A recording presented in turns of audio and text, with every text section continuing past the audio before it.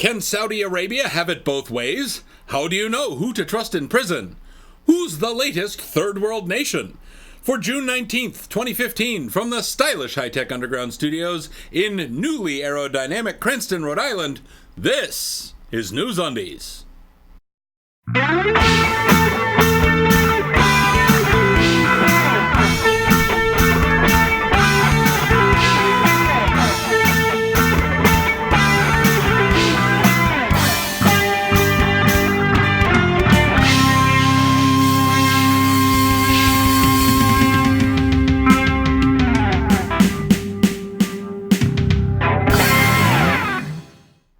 For June 19th, 2015, this is NewsUndies, all the news that shouldn't be news. I'm Paul Torville with these headlines. Donald Trump is officially running for president. Rick Perry also announced. Donald Trump. 3 divorces, 4 corporate bankruptcies, no sense of irony, a "give me it, it's mine" moral code, and no patience for actual negotiation.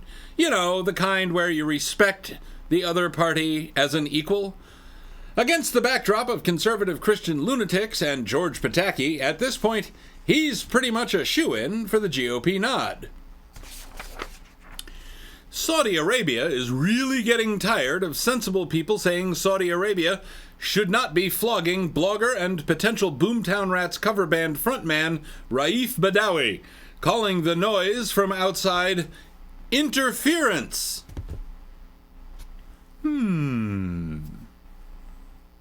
Yeah. I'll bet you the House of Saud doesn't have a lot to complain about regarding the origins of Saudi Aramco or the constant stream of arms and cash and military support coming from infidel countries like the US and the UK and so on. But yeah, this is interference.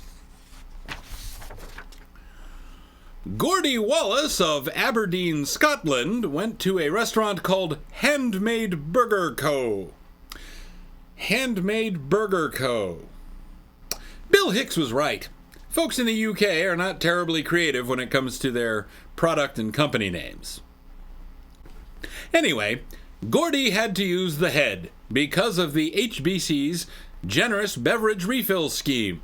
And while he was in there, attending to his mission, because of bad bathroom design, the automatic hand dryer came on and interfered with his urine stream, causing his sneakers and socks to be contaminated. Or, as Gordy put it in the Facebook post he put up about it, pishy. The HBC was a surprisingly good sport about the whole thing and offered to replace his shoes, give him a year's supply of socks, and check all their bathrooms to make sure this doesn't happen again. They even posted a picture of their crack bathroom inspection team, complete with an umbrella. According to BusinessInsider.com, Stephanie Courtney, the stand-up comic and actress who plays Flo in the Progressive Insurance TV ads, makes about $500,000 a year on the spots. I can't say I'm terribly surprised. That character is probably the most interaction most of Progressive's customers will have with the company, other than paying for premiums. She's like the Michael Jordan of insurance spokes characters. But it's not really hard work. I mean, even a caveman could do it. Hey gang, it's time for celebrity birthdays once again. I got my cake hat on. Let's rock. For the 13th, Paul Lynde, dead. For the 14th, Harriet Beecher Stowe, dead. For the 15th, Yuri Andropov, dead. For the 16th, Geronimo, dead. For the 17th, MC Escher, dead. For the 18th, Red Adair, dead. And for the 19th, Mo Howard, dead. That's celebrity birthdays. I'm Paul Torville and I'm done. Must go faster.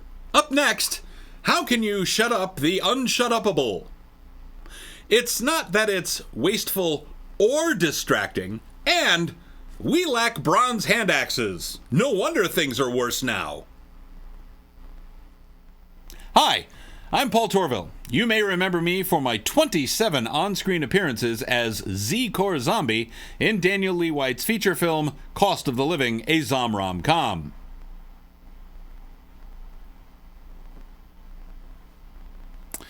On Friday, July 10th, 2015, I will be guest host live on Packard Pokesat, which can be seen live at 10 p.m. Eastern, 9 Central, 8 Mountain, 7 Pacific, like 0200 UTC on the 11th. The rest of it, you can figure it out. You're smart. You found this crap show. Packard Pokesat can be found at http://vaughanlive.tv/Packard Pokesat. He also has a YouTube channel and all the social medias because he's good at this stuff. Check him out. He's funny. He does good interviews, and he has other people to talk to. So he's got me beat there. And he does his show live. So I suck, and Packard is awesome. Check out his videos on YouTube and join us live on Friday, July 10th at 10 p.m. Eastern and all the other appropriate time zones at http://vaughanlive.tv/Packard Pokesat. Links in the description.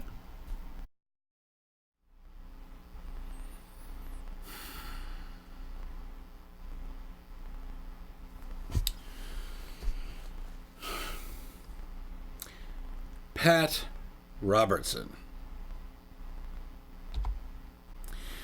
The town council in Hackney in East London, that's in England, put out an order for protection of public spaces which called for fining people who, as the Brits call it, sleep rough, £1,000. Makes sense. I mean, why would you not want to sleep out in the streets of Hackney? Public outcry ensued, and the language was removed from the order. I wonder what would have happened in the U.S. Town would probably just subsidize the construction of a sports stadium where the homeless people congregate, rather than spend 1% of that money to house these people and get them back on their feet. Makes sense. Good news! Ken Ham's completely ridiculous fleecing of apparently sincere but sadly credulous Jesus fans, also known as Ark Encounter, continues its laughable construction.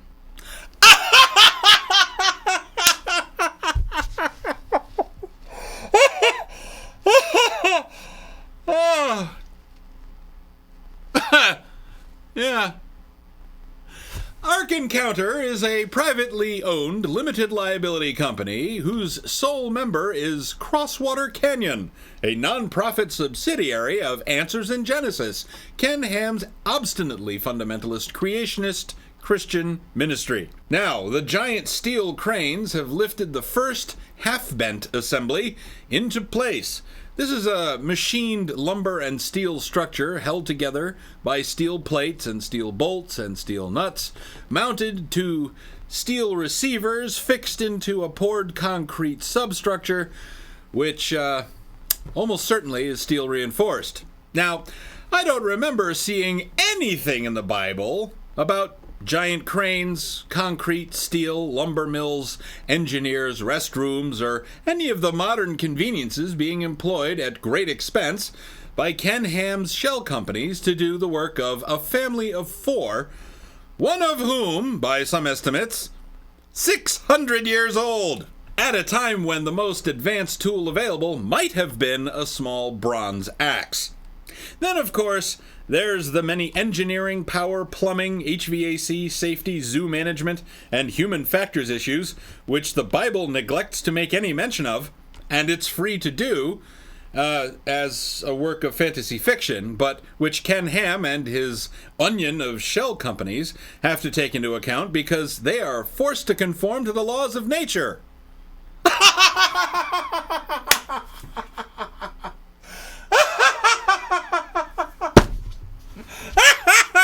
Take that!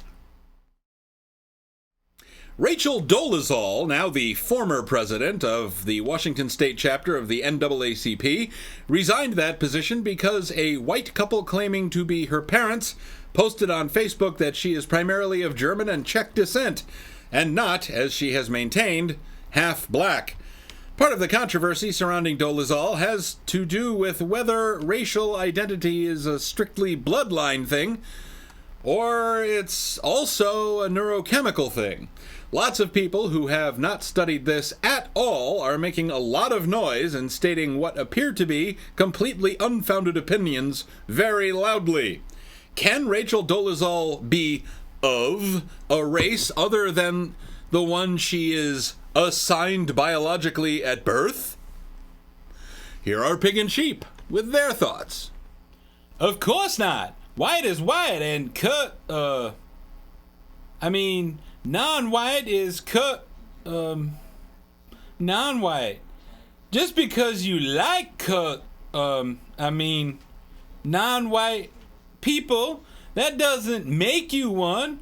You can't earn a race like a merit badge in the Boy Scouts. You either have it or you don't. The NAACP is about race, just like the American Legion is about military veterans who have served in conflict. If you're not a veteran, you're not getting into the American Legion. And if you're not, the C in NAACP stands for colored, so I'm going with that. If you're not colored, the membership of the NAACP will likely raise a skeptical eyebrow if you want to join.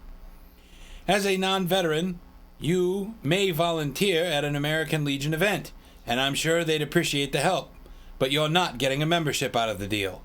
And the same goes for virtually any sort of exclusive club ordered around some identifying attribute.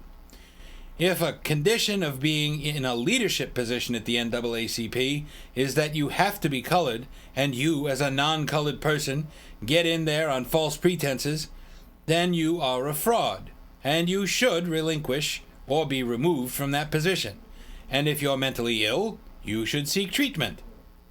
On the other hand, if the goal of the organization is economic, social, and political parity, regardless of race, it would seem that the progressive and positive thing to do would be to embrace one so passionate about the cause. But what the hell do I know? I'm just a pigger. That's what Pig and Sheep think. What are your thoughts? Email them to ovcomments@newsundies.com. And now for the week ending June 19th, here's Paul Torville with your exclusive Pastcast weather. Here's your exclusive Pastcast weather. Starting in Texas and Oklahoma, we had sunny conditions up in the north and cool thunderstorms in the south. The Great Plains, right here, Great Plains, had isolated thunderstorms, very warm, and then cool. The Intermountain region had a couple of thunderstorms, then turning cool. Because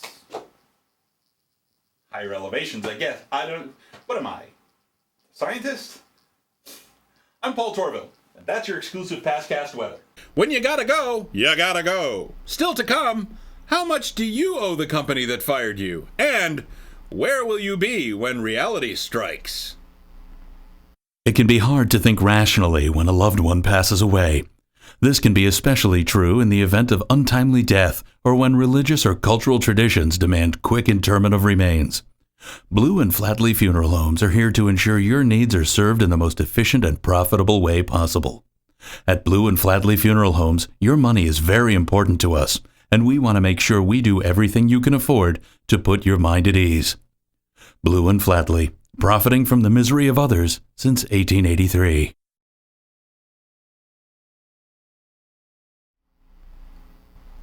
And now, here's Moose Weintraub with a Sports Half Minute. Moose Weintraub Sports Half Minute. It's a whole half minute of sports. 30 seconds of sports. Moose Weintraub Sports Half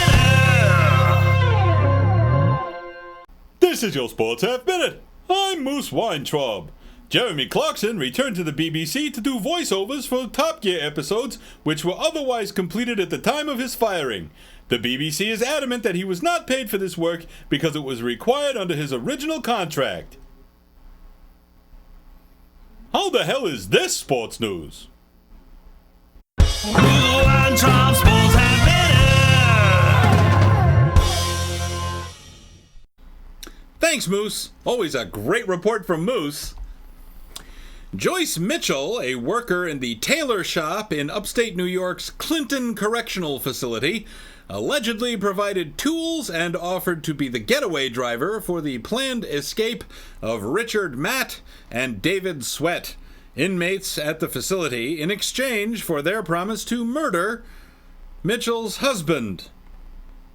Firstly, Joyce Mitchell sounds like a catch. Sounds like she's got a lot of love to give. Reports say that she fell for inmate Richard Matt. Who wouldn't? He's dreamy.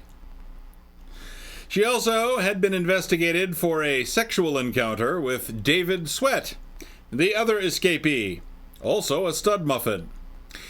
Second, Mitchell apparently got cold feet. The Clinton County District Attorney believes that reality struck. She realized that, really, the grass isn't greener on the other side. When was the last time you saw grass in a prison yard? Third, how can you work more than one day in a prison and not come to the conclusion that it is imperative to stay on the right side of the law and, not aid prisoners in escaping or whatever, because that could land you where? Say it with me now. Prison!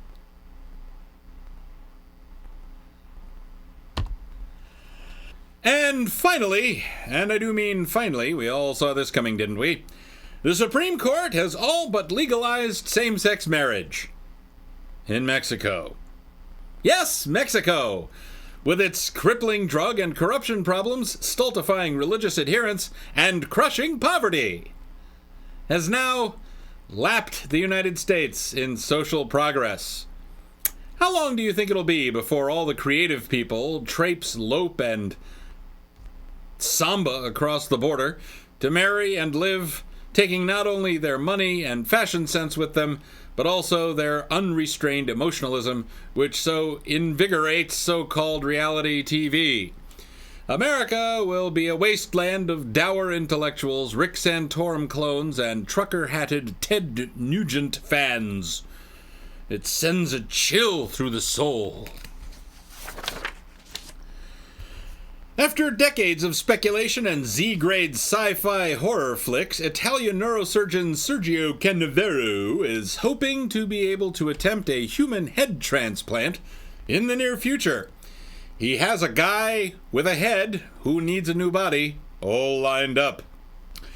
To read Sky News' account of the planned surgery, it's a little simpler than changing the single spark plug on a lawnmower. Dr. Canavero thinks the biggest hurdle will be winning ethical approval for the surgery. I'm sure he's right. Well, that's all for this edition of NewsUndies. If you see news that shouldn't be news, you can submit your story tips online at newsundies.com or on Twitter using the hashtag NUSTip. NewsUndies is a weekly show. We'll be back on Friday, June 26th with fresh undies. If you like this video, please like this video. If you like the show, please spread the word. Got a question, comment, or suggestion? Leave it in the comments below. Don't forget to subscribe to us on YouTube, circle us on Google+, like us on Facebook, follow us on Twitter, ignore us on MySpace, tell your friends, and buy NewsUndies Kitsch at newsundies.com. Thanks for watching. For all of us here at NewsUndies, until next time, I'm Paul Torville. After that, I might be the guest host on Packard Pokes At.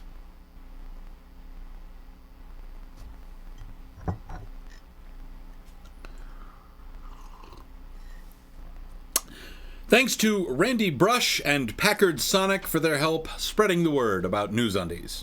And to story tippers Jeff the God of Biscuits and Grumpy Norwegian in Britain.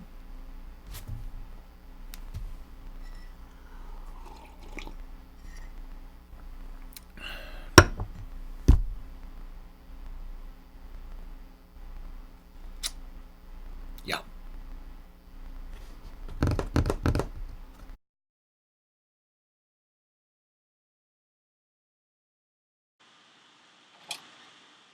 I just want to tell you good luck. We're all counting on you.